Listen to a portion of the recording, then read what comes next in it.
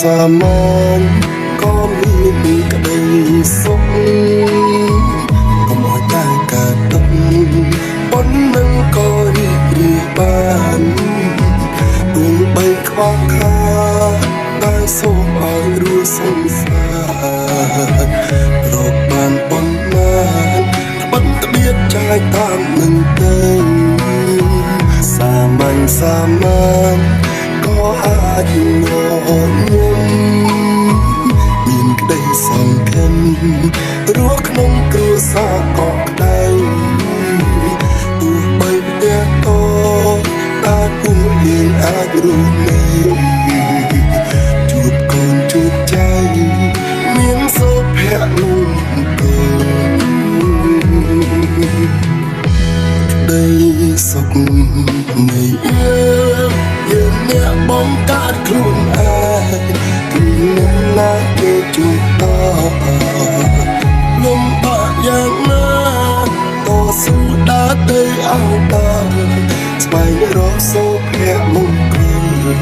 មានផ្ទះមានអាហារញ៉ាំ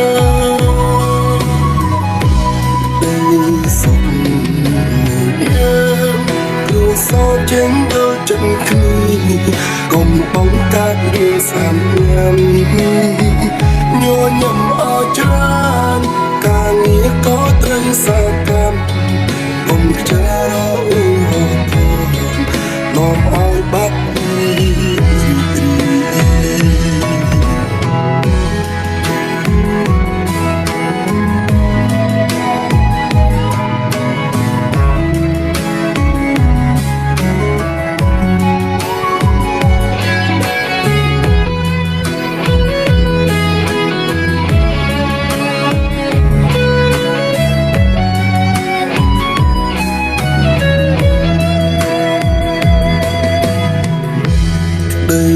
សុខ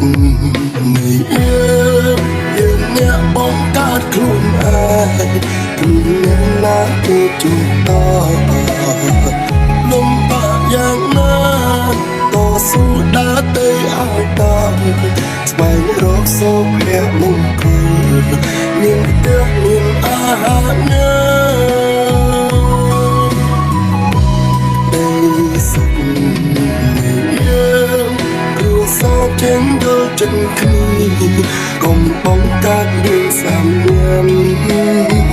ញញឹមអរច្រើនការងារក៏ត្រូវសកម្មកុំខ្ជិលរអ៊ូហូថនាំឲ្យបាត់សាមញ្ញក៏អាចរត់ញ៉ាំមានក្តីសង្ឃឹម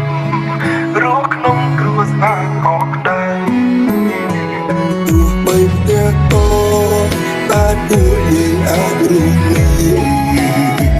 ជួបកូនជួបចៅមានសុភមង្គល